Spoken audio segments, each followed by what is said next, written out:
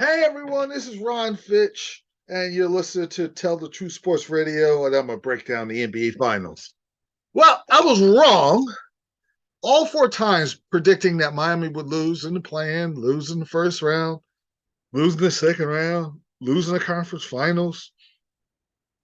And I'm gonna tell you why I'm picking Denver to beat the Heat. But this will be I watched the Heat and the Denver Nuggets, these two games, it was just a regular season, but there's some very interesting insights. Vladko on Denver had a big game both times. They don't play him. And Bones Highland is not on Denver anymore. And he had a good game the first time. I think he had like 5 3-point shots.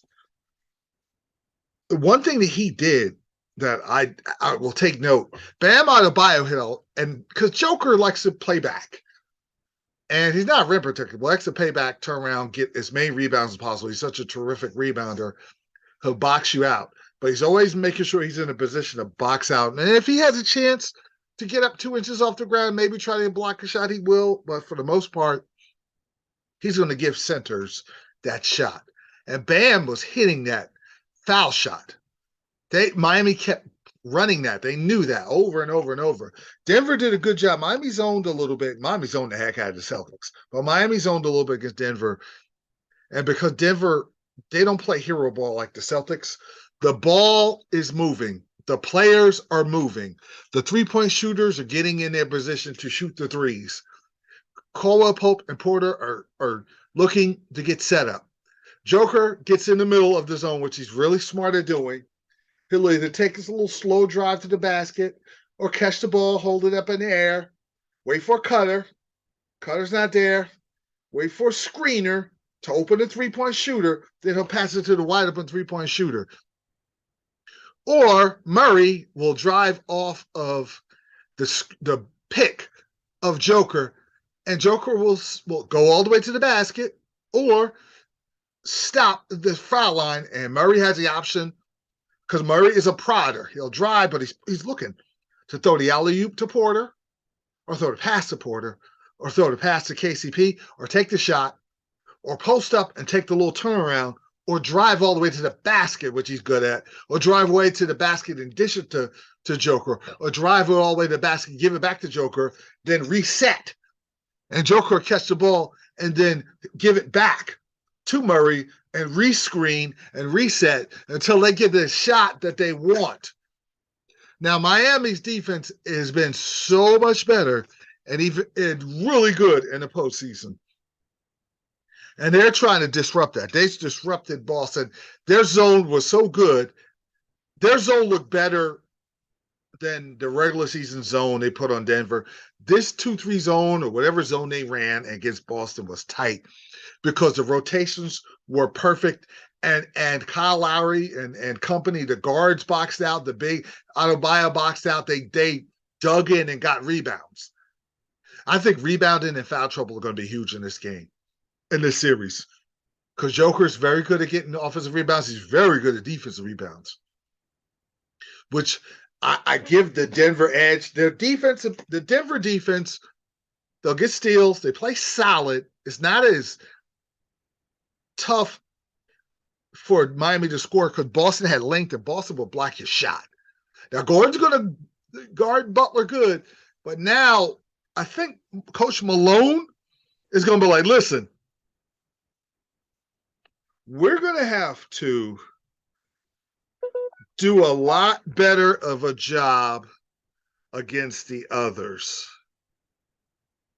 That's going to be big. I'm curious to see how the others will do there.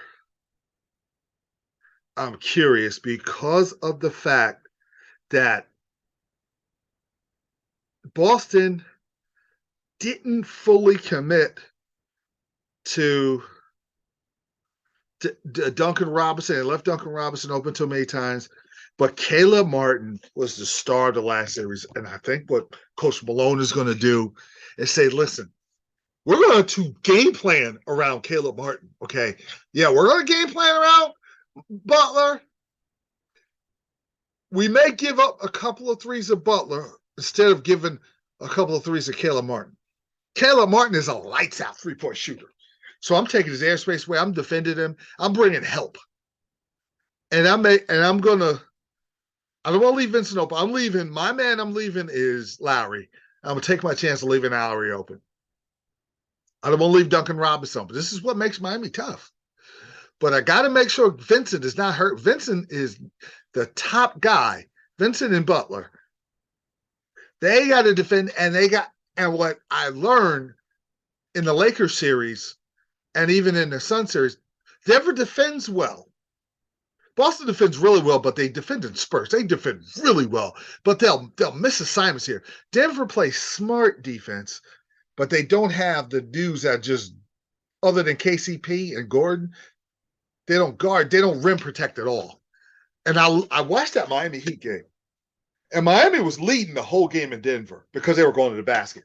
Tyler Hero, he might play in the final. Tyler Hero destroyed Denver. He was shooting well, and Caleb Martin didn't even play in that game. And they were going to the basket over and over and over and over. And even in the game in Miami that Denver was leading most of the way, but it was close. Miami went to the basket, and it was very successful going to the basket. I think Eric Spoelstra will be like, listen, we're gonna shoot threes. We're gonna test this interior defense of Denver, which isn't good. The exterior is solid. You know, Murray and Gordon and KCP defend on the exterior good. But you don't have the Williams and the Horford and even Brown and White that just defend the heck out of you. Now, they did break down a couple times, and Denver won't, but Denver don't have the – this is going to be off. This is a game where Miami's got to score because they're not going to be able to – the way Denver runs their offense is as good as Miami's defense is. And I'm curious. This is why I'm excited about this series. Is it going to be Denver's offense or Miami's defense? So Miami gets under Denver, not talking or anything, but under their skin by their style of play and disrupt their rhythm. That could be a problem. I want to see how it goes because every game that Denver has played in the playoffs, games 1 and 2, they've gotten off to 10 or 20 point leads. Bam! They'll throw in the first, second, third, fourth, and fifth below. All playoffs, Minnesota, they jumped on them 2-0. Well, the second game was close. The Suns, they jumped all over the Suns and blew them out. The Lakers, it was they smashed them. LA came back game 1. LA had the lead, and then they dominated, and Denver dominated game 4. And they got that jump start of 2-0 lead. And that's what Denver wants to do. They want to they might be a little rusty, but they're well rested. Miami's coming in, but Miami's so well conditioned. I don't think they care about playing all those 7 games. But Denver's going to want to do what Denver's done all playoffs. Jump to a 15, 20-point lead. Miami comes back, Denver wins. Win close game. Win a decently close game 2. Now you're up 2-0. Try to get a game in Miami and finish them in 5. And that's kind of Denver's MO, or 6. I believe that if it depends on how good Zeller plays. If Zeller can give them good minutes, Adebayo stays in foul trouble, and all the role players continue to shoot like this, and Love plays and Hero plays, I believe they're going to push Denver to 7. I know people saying 5 and 6. Miami has, and another thing, Miami's been there. They've been to the finals a couple years ago. So this is Malone, and Spoelstra's been there 4 times. 5 times. Like they split with the Spurs. They lost to the Mavericks.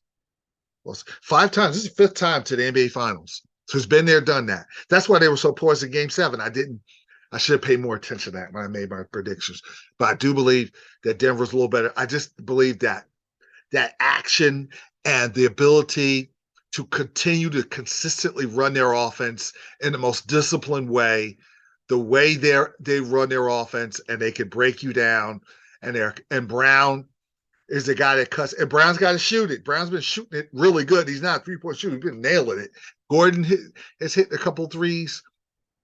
KCP has to stay hot because what Spoelstra would do is be like, okay, if they're not shooting well, and Brown, the rookie Brown, and then Bruce Brown and KCP and Gordon, if they're not shooting it well, what Spoelstra will do is start to squeeze in and have a harder double on Jokic. Make sure Murray doesn't kill you. Defend the heck out of Murray. And take Porter's airspace away. If the others are scoring, you can't do that. You're at Denver's mercy because now you got to kind of, even if you're in the zone, if they're hitting their shots, Joker will just pass up. Joker will just take, instead of getting 30 to 40 points, he'll take his 15 points and 17 assists and 10 rebounds. He does whatever it takes, and he's always in control. He does whatever it takes to win. That's why he's a real MVP. I know they gifted Embiid the MVP, but we're looking in the playoffs, we're seeing what a real MVP does.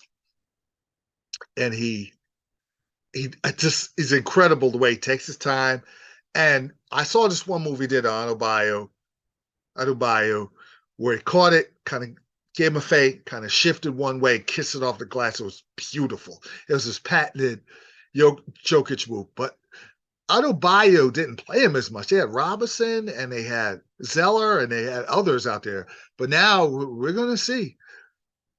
But when you're thinking about Djokovic, he's got a perfectly old school 1980s game. He's slow. I watched him play when he played against Miami.